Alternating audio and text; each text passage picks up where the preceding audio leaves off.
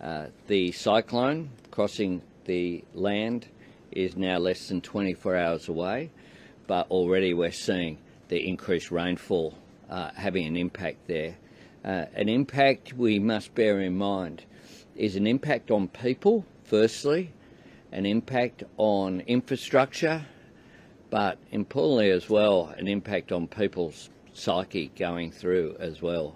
Many of these communities have suffered harsh event after harsh event after harsh event. I think particularly of the people of Lismore, for example, have been knocked down, they get up, they get knocked down, they get up, and now they have this being confronted with. There are no politics in any of this, no borders, and we have, on behalf of the Australian government, we have your back, and Australians have each other's back at this important time as well. I'll go through some key facts and then happy to take some questions.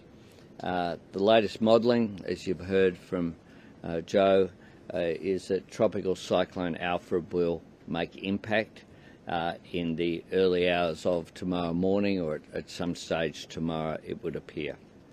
Rainfall and wind impacts are expected to continue increasing throughout today. We're starting to see the impact on the coast, the record wave heights recorded at the Gold Coast of 12.3 metres. Can I say that everyone has to accept personal responsibility here too. This isn't a time for sightseeing or for seeing what it's like to experience these conditions firsthand. Please stay safe, be sensible, and keep distance from these events and the impact that it's happening. There are a number of areas where people are being asked to evacuate. It's important that if the SES is advising you to evacuate by a certain time, you do so. They have knowledge, they have expertise, they have experience. You make their life harder, and importantly as well, it means they can be distracted from assisting others if people aren't following the recommendations in a timely manner. Please stay up to date with the latest advice via the Disaster Queensland QLD website, the NSW SES website, the BOM, Bureau of Meteorology website, or through your local ABC radio station. Thank you to all the local ABC staff keeping their communities informed. We have generators in the national stockpile and can send them when we receive a request from either of the state governments and when it is safe to do so. However, I stress this will not be enough to solve the issue of potentially tens of thousands of homes without power, and that is why it is so important to be prepared at your home. Monitor and follow the messaging provided by your local energy and telecom providers for updates. Make sure you have emergency battery packs fully charged to be used only for essential purposes. Some of Services Australia centres in Queensland and Northern New South Wales have closed. People can complete their business online or by calling their regular payment line. Be prepared and download and set up the MyGov app on your mobile device. Virgin and Qantas have paused flights to and from the Brisbane, Gold Coast and Ballina Byron airports. More than 1,000 schools are closed across Queensland and more than 280 schools are closed across northern New South Wales. I do want to thank the emergency services personnel, local government disaster management staff and the thousands of volunteers working to keep our community safe. I can also provide the following updates about the increased federal assistance that is now flowing.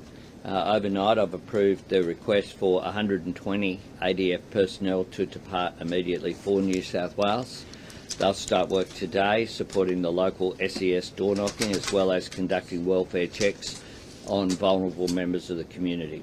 They will support the SES with road clearance, sandbagging, clearing, access to critical infrastructure, damage assessments and essential services. The Chief Medical Officer has activated the Department of Health and Aged Care's National Incident Centre for Tropical Cyclone Alfred. The National Incident Centre is activated when there's a significant event or an emerging threat. It's a coordination mechanism to ensure that communication is maintained between the Commonwealth Department of Health, state health authorities and response agencies, including, of course, here at NEMA. We've delivered, as was reported, more than 375,000 sandbags have now been delivered.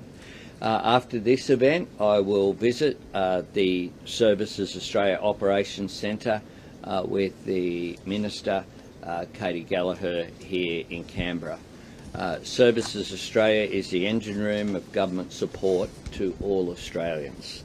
We'll meet staff who will support the emergency response to Tropical Cyclone Alfred. Where people should get information, I'll conclude with: listen to your local ABC radio, or visit www.bom.gov.au. Queenslanders can stay up to date at www.disaster.qld.gov.au and www.getready.qld.gov.au. In New South Wales, visit ses.nsw.gov.au and stay up to date on the Hazards Near Me app run by the SES.